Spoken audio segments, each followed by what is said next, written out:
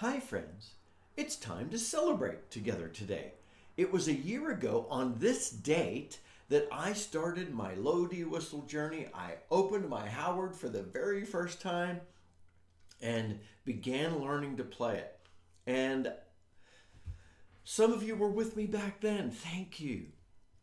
And you'll remember, I had never played a low whistle before, but I knew that you don't learn music well alone. Music is a community thing. It's to celebrate. Sure, I love playing by myself, but I want to learn in community, and I wanted folks like you to come and learn with me, and folks like you all who are more experienced players than I, and I wanted you to come to help us, to guide us. I wanted to be able to take my teaching background and my music background and pour it into this beautiful instrument and share that experience with you. And so we're celebrating today. Yay! And I love it. I love the whistle more than I thought I would. And some of us in the community were chatting, and I was asked to share just a little bit about my musical background. How to get started, what kind of things have I done and played. I'm going to do a bit of that today. But I also want to say, I would love to hear your stories. We are a community. And so in the comments to this video, stick notes in. Oh yeah, I started playing at this age. I play these instruments. I was classically trained, or I play by ear, whatever it might be. Stick some of that in. I think it'd be brilliant. I was talking to Joey, one of our friends, the other day. I mean, he started playing the low whistle like I was calculating, I don't know, Joey, correct me, like 30 years ago. Like, that is awesome. So much fun. And anyway, so for me, I grew up in Pittsburgh. That's my Pittsburgh t-shirt, Pennsylvania. And I don't really remember a time when we didn't have a lot of music going on in the house. I liked some of the music. I liked a lot of the music my parents shared, but I didn't like all the music my parents shared. But that's okay, isn't it that way, right? But I have a hard time thinking back to when I wasn't involved in music. As young children, we were involved in a church choir, at a little Lutheran church we attended. I don't remember a time when I couldn't read music. And then as we got older, my brother was 9. He's 2.5 years older than I. So he's 9, I'm 7. And the parents are like, well, it's time for you to join the school band. So they got him a clarinet, and they got him private music lessons and threw him in the school band. Well, guess what? My brother and I always did things together. So at 7 years old, I got a clarinet, private tutoring lessons every week, and thrown into the school band. It was wonderful. So we started going through all the learn the lesson books, and we were getting good private tutoring. And it was just a lot of fun, but it wasn't long that we were doing well, and we decided we want to try out a saxophone, and both my brother and I got saxophones. And stayed with the same woodwind teacher, and kept going through the lessons. But then I think I was probably 10 or 11. We changed to a woodwind teacher who was actually a member of the Pittsburgh Symphony Orchestra. And we started a pretty much more vigorous regimen of going through and learning to play. If you're familiar, if you've ever been through all those lessons and series of lessons and books, then you're probably familiar with the Rubank series. And we started and we went through every page of every book. Since I was learning from somebody who was in the symphony, we had lessons every week, and you had to play every day. He knew if I didn't practice well. But he was a kind man, and took us through our paces. We learned so much But interestingly, I didn't learn a lot of music theory. And so I could sight read, I feel like I could sight read most anything. And I was even thinking as a middle teenager, I thought I'll become a professional musician. And then it was actually at that time that I was invited, my brother as well, to join a local band that was being formed to play big band and swing music in the community.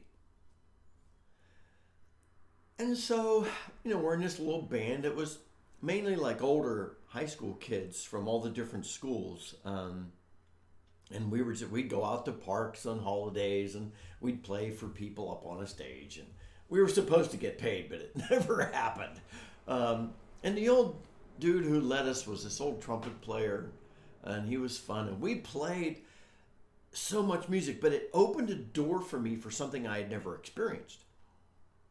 I could read whatever you put in front of me, but then, so my brother was playing the baritone sax in the band, and I was the lead tenor. And so the guy leading the band came to me and said, all right, when we're in this tune, you've got a solo here. And I'm like, okay, that's great. Where's my music? And he's like, music? What do you need music for? This is swing. You just start improvising. You riff off of that. And I'm like, I don't even know what you just said. Where's my music? And he said, all right, here's what you need to do. For today, you can play the tune without music, right? And I'm like, yeah. He said, well, when you hit there, for 24 measures, I need you playing the tune and messing around with it. And I'm like, he said, can you do that? And I'm like, yeah. That was my introduction to improvising. And then I had to learn. And I even found some printed materials, printed books. We had a great music store in Pittsburgh, and I went down there and found books where people had transcribed the some of the solos of some of the greats. And I used that to learn because I needed the music. And then finally I could step away from the page. And I realized you could do it. I was like, I've been set free. I still love printed music, but I was finally set free from it. Anyway, fast forward. I kept playing, mainly saxophone. Was in college. At this point, I'm in more choirs, playing the saxophone just casually for myself, and ended up at a Christian liberal arts school. Had become a Christian at this point, and I'm in choirs at church and choirs in college, singing a lot, and then went to seminary. My wife and I went to England to serve a small church north of Nottingham, in the Midlands of England, and they loved singing and I loved singing, and you might not think that was an opportunity for me to play my saxophone, but we had, so all the singing and we're just doing all kinds of fun there. But the youth group, because churches were small, so the Circuit Methodist churches and our little church got together, and every Sunday evening we met as a youth group with their leaders and a couple of us from our church. And so we had a couple of people playing the piano and a few guitars going, and me and the sax.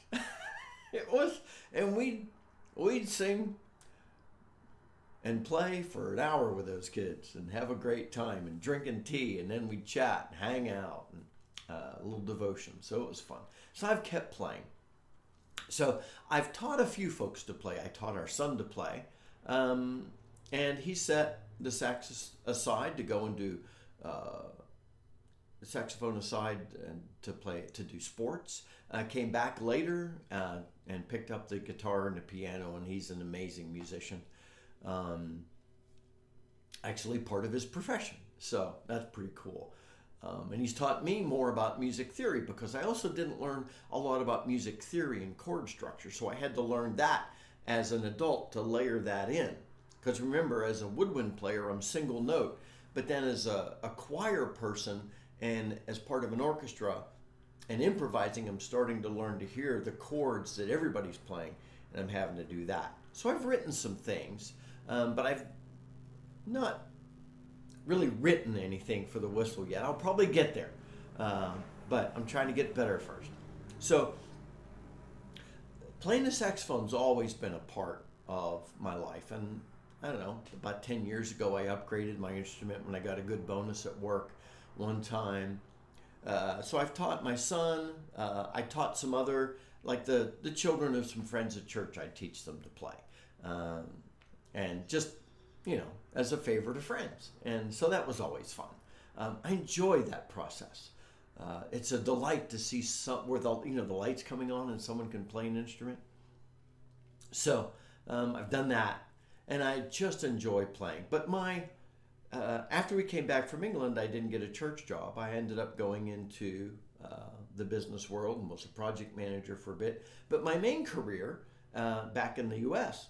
was as a trainer. And I became an HR and a software trainer and did a lot of developing and delivering. And so that's been wonderful. And so I just really love training. So my sharing with you all just brings together two of my favorite worlds ever: music and training. I get to play, well, three of my favorite worlds: people, music, training. When those get to collide, I'm just in heaven. And so I value our relationship. I value your taking part. I value your help. I value your partnership. And I'm just happy to be able to do this with us. Keep practicing, keep playing, and please, in the notes, share just a little bit of your journey. Until next time, this is Scott Shade. Happy, happy, happy Lodi whistling, my friend.